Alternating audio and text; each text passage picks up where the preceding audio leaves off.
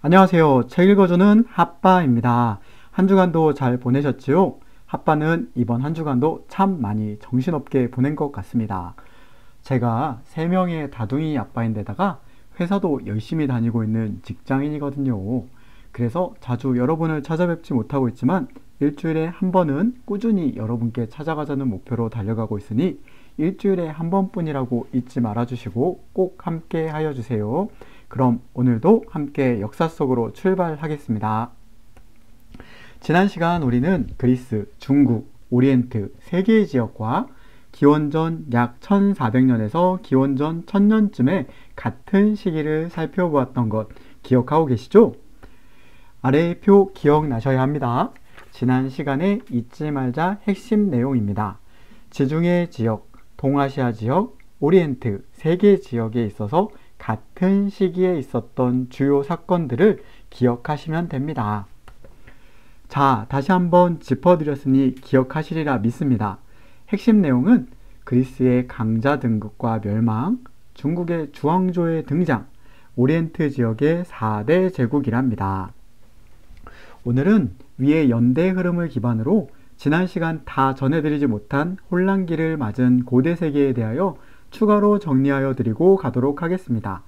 그리스는 트로이 전쟁 이후부터 기원전 800년쯤까지 거의 역사적으로 알려진 내용이 없기에 기원전 800년쯤 이후부터 살펴볼 예정이고, 오리엔트 지역은 혼란기를 맞은 고대 세계 일부에서 오리엔트 지역을 통일한 아시리아의 역사는 모두 살펴보았기에 추가적으로 설명을 드리지는 않으려 합니다.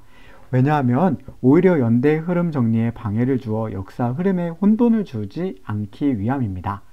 전체적인 흐름은 이번 시간에도 살펴보고 잊지 말자 핵심 내용에 정리하여 드리겠습니다. 자, 그럼 중국부터 출발하시죠. 갑니다. 중국 춘추 전국시대에 맞다. 춘추 전국시대는 크게 기원전 770년에서 기원전 403년의 춘추시대와 기원전 403년에서 기원전 221년 전국시대로 구분이 되는데, 이 혼란은 훗날 진나라가 통일하면서 마무리되게 되는 시기였답니다. 그런데 이렇게 춘추 전국시대를 맞은 이유는 무엇일까요? 우리는 분명히 지난 시간을 통하여 은왕조를 주왕조가 무너뜨리고 중국에 통일되어 안정된 것으로 알고 있었는데 말이죠.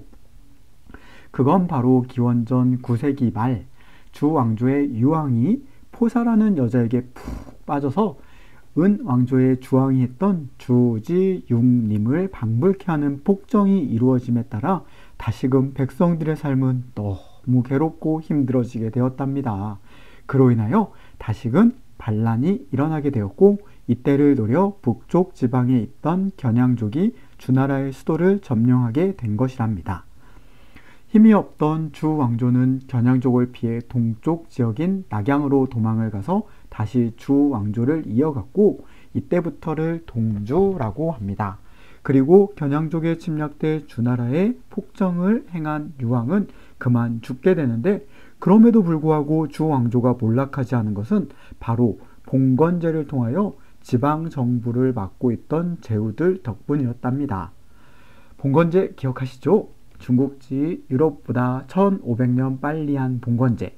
하지만 동으로 이주한 주왕조는 말로만 황제요 무늬만 천자였을 뿐 제후들을 다스릴 힘이 전혀 없었고, 오히려 제후들에게 보호를 받고 있었기에 다시금 힘이 센 국가를 찾게 되는 시기가 도래하고, 우리는 이 시기를 춘추 전국 시대라고 부르게 되고 다시금 혼란의 역사 속으로 빠지게 된 것이랍니다.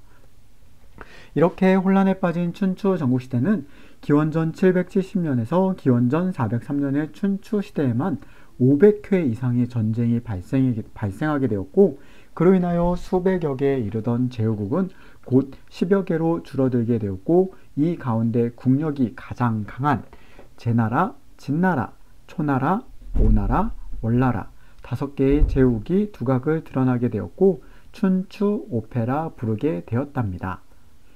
처음부터 띄워드린 옆에 지도에서 춘추 오패 위치를 확인하여 주세요. 제나라, 진나라, 초나라, 오나라, 월나라입니다. 이 춘추 5패 중 가장 먼저 강자로 우뚝 선 제후국은 제나라였지만 제나라의 황공이 기원전 643년에 죽자 국력이 약해지면서 다음으로 나타난 강자 제후국은 진나라였습니다.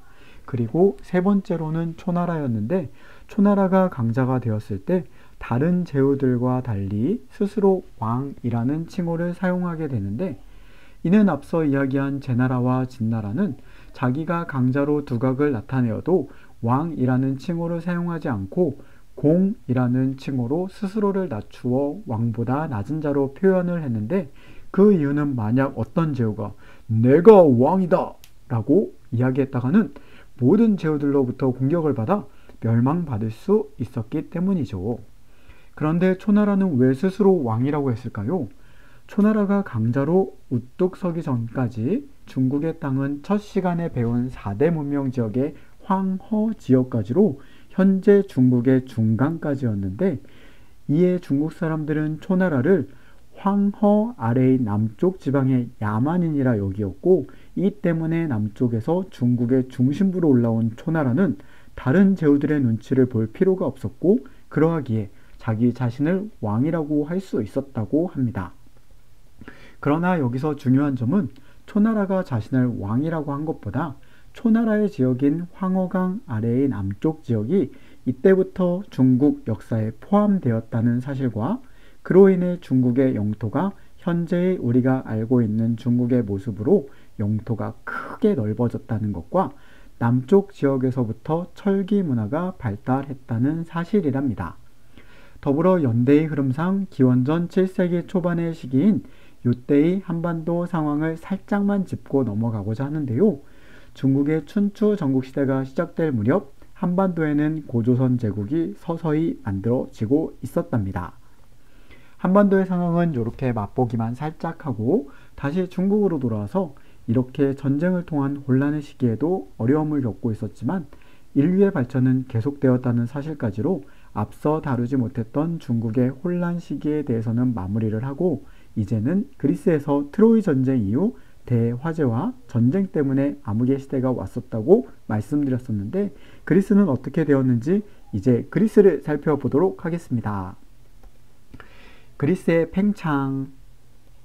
그리스는 트로이 전쟁 이후 대화재와 전쟁 때문에 암흑시대가 되었다고 했었는데 기원전 9세기쯤 아직 중국의 주 왕조가 무너지기 전의 시기에 그리스의 일부 지역에서 왕의 지배를 받지 않는 도시국가들이 나타나게 되었는데 이를 폴리스라 불렀고 대부분의 폴리스는 지배층이 피지배층을 억압하지 않는 평등한 나라로 세워졌답니다. 자, 여기서 잠깐 그리스의 폴리스는 그리스의 도시국가를 칭하는 다른 말로서 구조는 크게 아크로폴리스와 아고라 광장의 구조를 지닙니다. 아크로폴리스는 높은 언덕에 성벽을 두르고 신전을 세워 신앙 활동의 중심지로 활용이 되었고 아고라 광장은 폴리스 내에서 정치와 상업 활동이 이루어질 수 있는 구조를 지니는 모습을 갖추어 있다고 하네요. 자, 다시 이야기로 돌아와서 중국이 춘추 전국시대가 막 시작될 무렵인 기원전 8세기 중반쯤부터 그리스의 폴리스들은 큰 고민에 빠지게 됩니다. 그 이유는 바로 사람들이 순식간에 엄청 늘어났는데 그러다 보니 사람들에게 줄 땅이 부족해져 버렸다는 것이 폴리스들의 큰 고민거리가 되었답니다. 그래서 어떻게 했냐고요? 이 시기가 괜히 혼란기가 아니었겠죠. 그리스의 폴리스들은 성장을 위하여 주변 국가들과의 전쟁을 통해 이탈리아의 나폴리, 프랑스의 마르세유 등 수백 개의 식민 도시를 건설하기 시작하였답니다. 이러한 식민 도시들을 통하여 늘어난 사람들을 먹여 살릴 수 있는 농지를 확보할 수 있었고 전쟁을 통해 얻게 된 노예로 경제 발전을 이어갈 수 있게 되었지요. 그렇지만 모든 폴리스가 모두 똑같이 성장할 수는 없었겠죠. 여기도 두각을 나타내는 두 개의 폴리스가 있었으니 바로 스파르타와 아테네였습니다.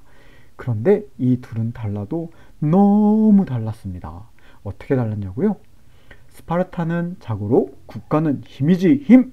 하며 힘센 군인들이 통치를 하는 군국주의 국가였고 아테네는 힘은 무슨 논리와 협의를 통한 합리적인 것을 따라야지 하며 행정관이라 불리우는 귀족들이 귀족 회의를 통한 민주주의를 실현하는 국가였거든요. 아무튼 자신들이 추구하는 바는 달라도 너무 달랐던 스파르타와 아테네였지만 각자가 추구하는 방법으로 그리스의 폴리스 중 힘센 국가로 두각을 나타내었다는 것을 기억하며 이제 로마로 가도록 하겠습니다. 로마, 걸음마 시작하다. 로마는 그리스 바로 옆에 이탈리아 반도에서 기원전 1000년쯤 여러 종족이 뒤섞여 도시를 건설하고 기원전 800년쯤에는 이탈리아 중서부 테베레 강변의 팔라티노, 카피탈리노 언덕에 촌락이 생겨나고 이곳에 정착한 사람들이 점차 영역을 넓혀가며 이 촌락들이 번듯한 도시로 발전하고 곧 도시국가의 형태를 띠기 시작하며 로마가 시작되었답니다.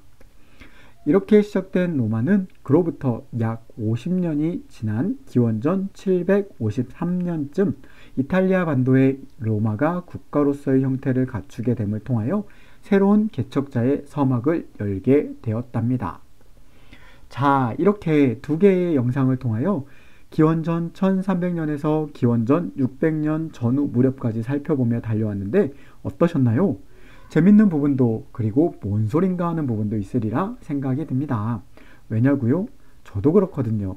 그러하기에 잊지 말자 핵심 내용을 통하여 연대기 순서로 정리하여 드리오니 꼭 살펴보시고 내용을 기억해 주세요.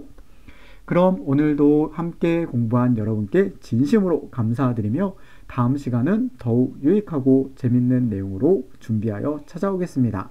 그럼 다음 시간에 만나요. 안녕.